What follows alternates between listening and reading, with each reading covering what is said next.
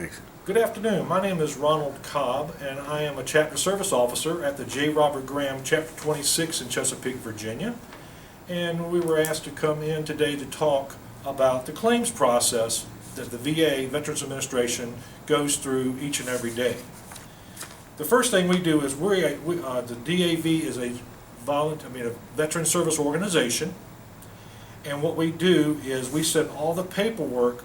I'm a Chapter Service Officer first. I'm like the low man on the chain of command, and what we do is we take the application for someone, a veteran coming in the first time, and what we do is we have forms that we fill out for the VA.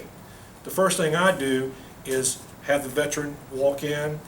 I talk to them, let them know how, appreciate their service to our country, let them know how I can be a service to them, and then I let them talk 5 or 10 minutes, let me know about their circumstances that brought them in to see us today. And what I do then is I find out what type of disabilities they have. Once I find out the disabilities, then I start the process. I tell them we have what they call a power of attorney. It's the VA Form 2122. This is when you're using the DAV National Service Office up in Roanoke, Virginia, which we're in Virginia, we have in Roanoke. Each state has their own National Service Officer. This particular power of attorney is good all throughout the United States.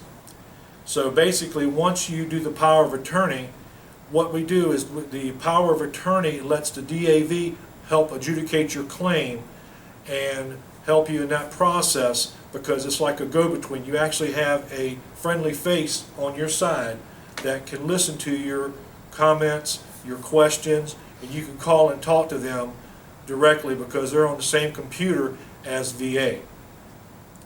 The next thing we do is we take the Form 526EZ. This is the application for compensation and benefits. At the top of the page it says it takes about 25 minutes to complete. On the first part of the sheet, of the form, it tells you about the personal information they have. Once they finish filling out the personal information, then they come down to the next spot and they actually find out what type of disabilities they have. What I try to do is listen to them, especially if they're a Vietnam era veteran, find out if they were Navy, if they were brown water Navy, okay? Because there's several ships that were on the rivers of Vietnam that were Agent Orange, and go over some of the conditions they have, like prostate cancer, things of this nature, that diabetes mellitus 2, and disabilities like that. Then what I do basically is go over those disabilities with them and find out. I ask them what their top priorities are. On this form? On this form here, on the 21526EZ. This is the application for disability compensation and related compensation benefits. This is the EZ form. We use this for most veterans that have come on with what they call a fully developed claim. They've basically have all their medical records from the military, and they bring it into us so we can look over and find out what, especially on the exit examination. That exit physical is very, very important to bring into us so that we can sit down with that veteran and find out exactly how we want to go through the claims process. Let me interject something real quick. The entire claims process could take up to 12 to 18 months due to the backlog that we're having through the government right now. That's what basically, sometimes it's even longer than that. But the VA has really come up with a new formula trying to help veterans get their disability compensation sooner than that. Once they fill out the first part of the form, a lot of times I have to help them out. They have what they call a dependency, because they do get over, if they get over 30% disability, they get paid for their wife and their children. Under 18, of course, unless they're going to college. The next thing I usually go over, the second part, is their information from their DD-214.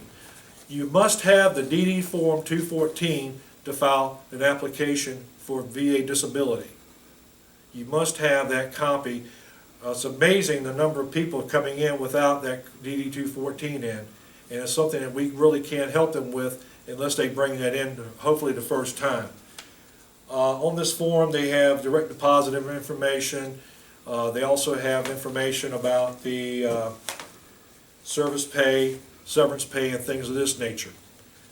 Of course, then they sign and date it on the bottom. Then, what I usually do with veterans when they come in is I show them the statement in support of claim. This is a form they fill out to document whatever they put on the 21-526EZ. This basically is, in essence, it's basically an overview of what they're putting down. This is their statement to support the document, the 526EZ. And that number is your number? This is the 4138.